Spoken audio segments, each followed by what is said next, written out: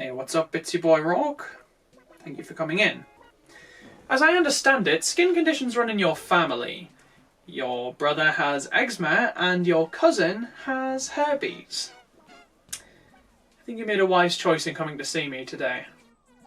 Well, a visual examination doesn't appear to yield any negative results, which is good. So let's just hope that the enema follows suit. What the f***? Those aren't the right gloves. Ah, you talk. That's not the thing to be concerned about here. Why the hell do I need an enema? Ah, my apologies. You don't. You are the enema. What? No!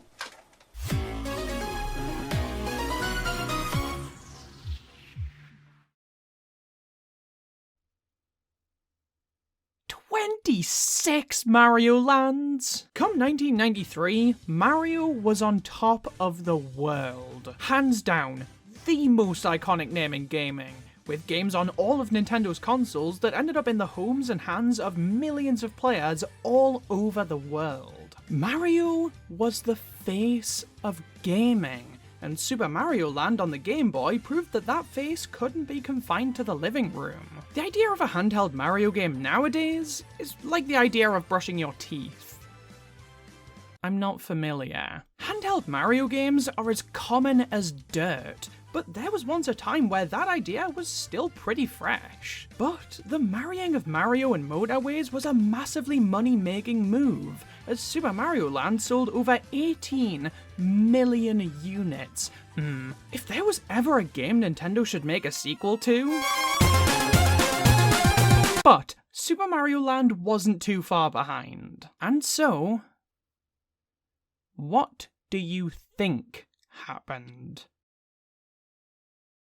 Jesus, did I say something to upset you? Super Mario Land 2, released on the Nintendo Game Boy on January 28th, 1993 here in the UK, and was the direct-ish follow-up to the Game Boy's flagship title. This game had a pretty straightforward development story, but one thing I find fascinating is that the development team, who, by the way, were pretty much the same team that made the original, wanted this game to not be bound by the conventions of other Mario games, but then changed their mind after the first draft of the game felt nothing like Mario.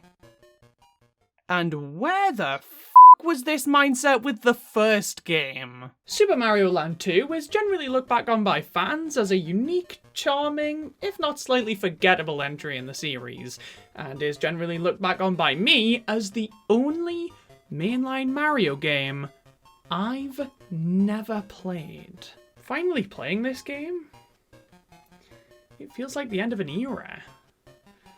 It feels like I really need to cherish the experience I'm about to have, because after this, who knows what's in store for me.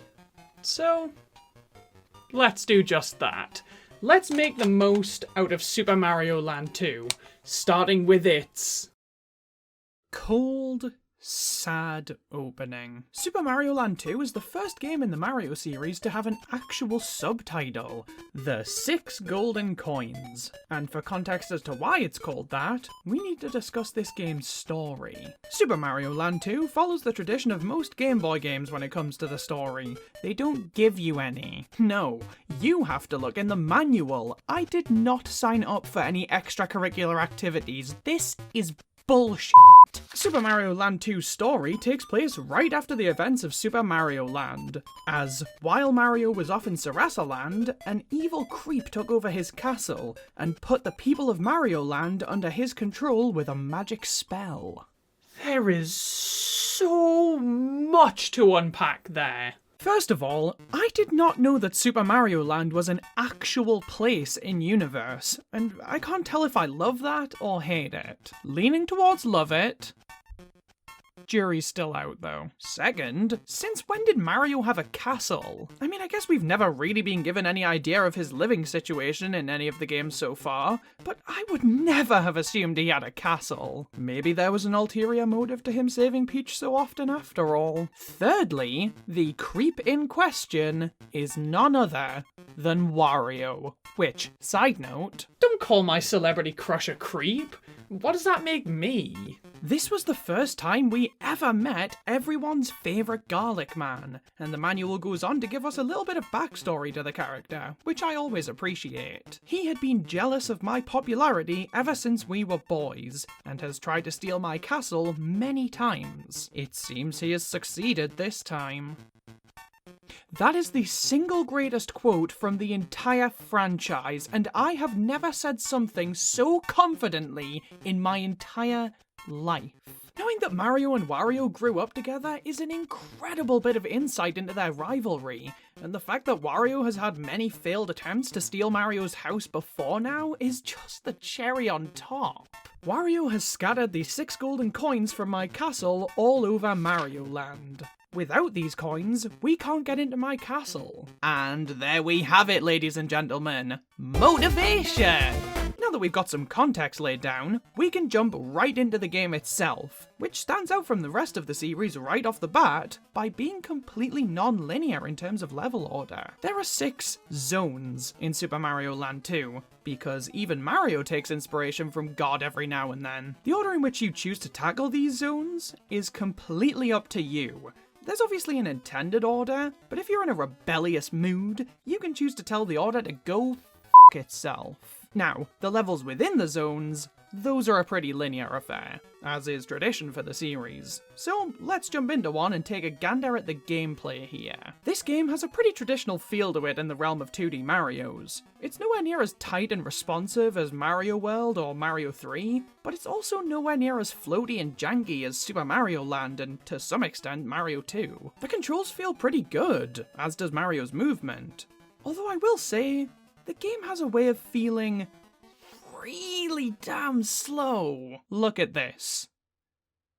Does this look like a man who's running at top speed to you? Mario's moveset hasn't really evolved from Super Mario Land, which is to say, he run and jump.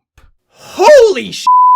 The game also brings back the spin jump from Super Mario World, but you do it by pressing down on the D-pad while jumping. This feels like a really strange move to bring back to me, especially because it's way more context sensitive here. I genuinely used it more by accident than I did on purpose.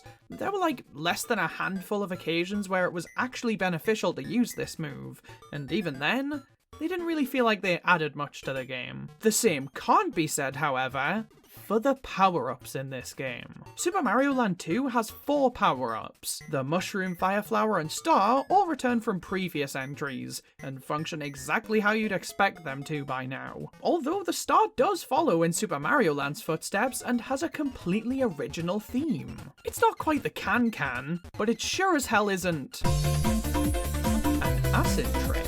There's a new power-up in town though, as Super Mario Land 2 introduces the Carrot and Bunny Mario. This power-up is this game's version of the Mario Can Fly power-ups, giving you bunny ears on your head that double as wings. This power-up is distinct from the rest, however, as theoretically, it can keep you in the air indefinitely. By mashing the jump button, you're able to keep yourself afloat, and you'll gradually drop over time.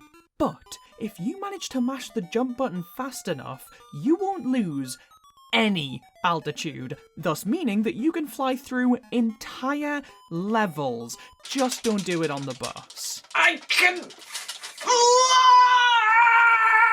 This power-up is really fun. Honestly, one of my favourites in the series up to this point. And I love the design of Mario's bunny ears, it's so cute.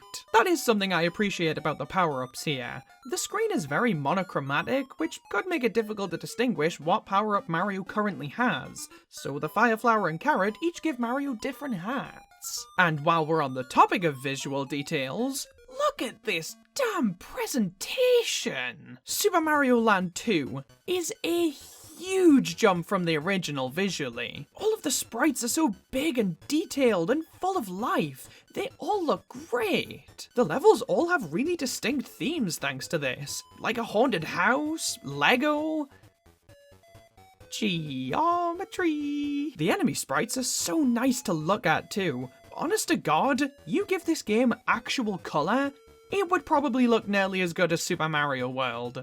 I'm dead serious. However, this beauty does come at a cost. The Game Boy gets this game stuck in its windpipe and dies from suffocation. There are times where it can run pretty smoothly, but if there's more than like 1, maybe 2 enemies on the screen at once, it slows to a crawl. And this can really mess you up when you're platforming. It makes a lot of sense, because this is probably the best looking Game Boy game, but it is an unfortunate sacrifice, as it does legitimately hinder the game experience. It's worth it for the visuals, but it still doesn't feel great. Once we've made it to the end of an area, we get to fight their bosses, which are all completely unique to this game, which is really cool. They all have really fun designs, and while the battles can be easy, they're also really fun. Defeating them grants us one of the 6 golden coins, which are different than the regular golden coins because they actually have purpose. Am I alone here? The game is littered with coins, but unlike any of the games that come before it, your counter doesn't reset once you hit 100.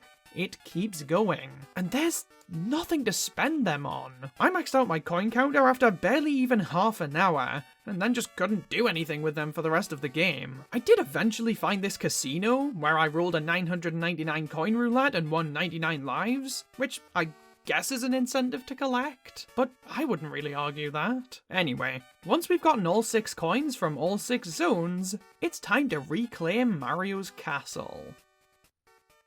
Dude, is this how you live? I'd seriously consider hiring a new interior designer, because this is gross. And you should really take my advice, because my home is laid out perfectly.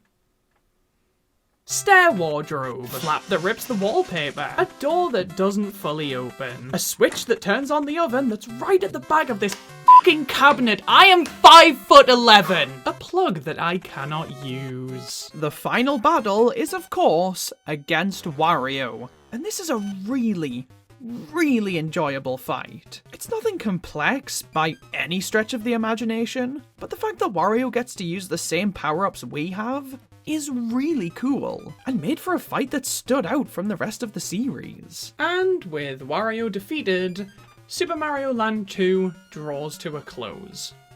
This game has its flaws, absolutely, but I think that this is the single most unique entry in the series, even compared to the likes of Mario World and Mario USA. The level themes on offer here are so creative. The variety of enemies you encounter is insane.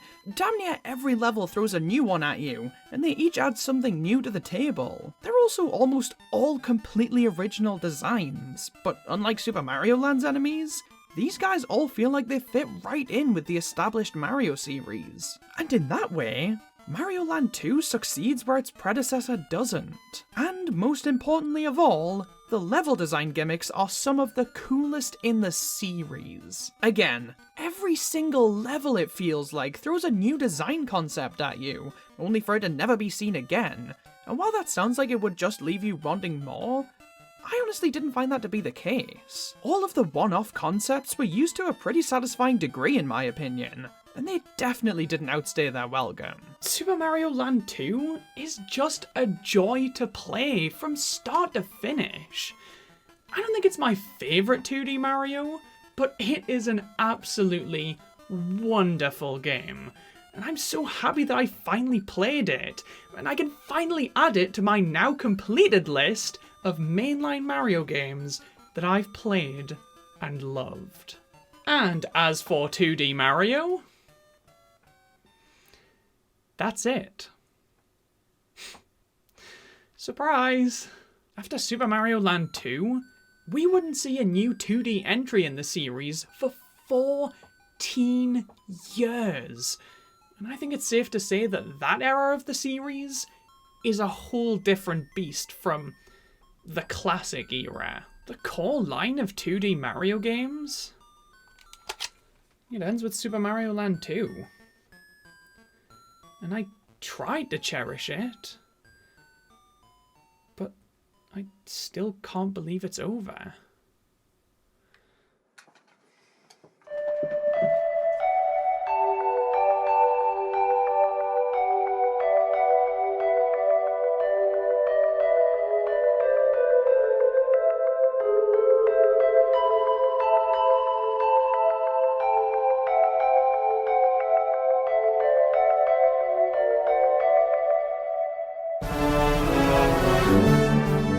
Finally playing through all of the classic 2D Mario games has given me a newfound appreciation for the plumber and his adventures. It's made me understand how Mario became the industry titan that he is. These games may not change your life, and they might not be the most revolutionary thing out there, but they are some of the most pure fun you're ever likely to have holding a game controller. They're a testament to the exceptional minds at Nintendo, featuring some of the best game design the industry has ever seen, and laying a foundation for generations of developers to continue to be inspired. They aren't perfect, but they are all masterpieces. And now, there's only one thing left for me to do. Rank 'em.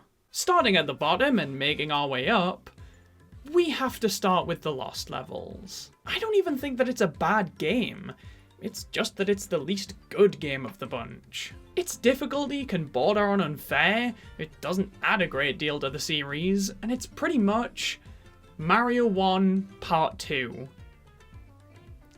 Every other game in the series is better if you ask me. Next up, controversially, Super Mario Bros. It's the game that started it all. It's the reason Nintendo exists at all, and honestly, the game holds up really, really well. It's a ton of fun to play through in my opinion, but outside of its cultural significance, it doesn't really offer much to me that the rest of the series doesn't. Next, Super Mario Land. I know, it's fucking absurd to put this game above the original, but this game's clunk, spunk, and random junk, I honestly find to be really charming. It contains barely anything that qualifies it as a Mario game, and yet I can't help but find myself coming back to it, way more so than the previous two games on the list, and I always end up having a blast. Then we have Super Mario Bros. 2, or Mario USA. This is a similar situation to Land for me. It being so separated and out there compared to the more traditional entries in the series really endeared me to it. Plus, it's the only game in the classic lineup with unique playable characters. That right there adds so much enjoyability to this one. Then we have Super Mario Land 2. I wasn't kidding when I said I loved this game. I genuinely think it's one of the single strongest entries in the series. Its creativity is off the walls, its gameplay is really solid, and when you add in Wario and his and Mario's past of bitterness and one-upsmanship, it puts this game high above most of the rest for me. And now, we all knew this was coming. It's time to decide, once and for all, is Super Mario Bros. 3 the best Mario game, or is it Super Mario World? Well, in my objective, factual, super subjective personal tier list of the best Super Mario Bros. Games, the number 2 spot goes to Super Mario Bros. 3. It's a great game, the best of the original trilogy by a country mile, and the defining game of the NES as a console. The power-ups and enemies it introduces are stellar, its music and world themes are so iconic, and the game is just a blast to play. Every moment left me grinning like a child. But Super Mario World? It takes all of those things and turns them to 11. This is one of the best platformers I have ever played in my life. Its gameplay is second to none. It's so snappy and responsive. Mario's moveset is so satisfying and versatile. The overarching theme of dinosaurs is perfect. The power-ups are the best in the series. It's the best of the bunch. But all of these games are fantastic, and I couldn't be happier that I finally played each and every one of them.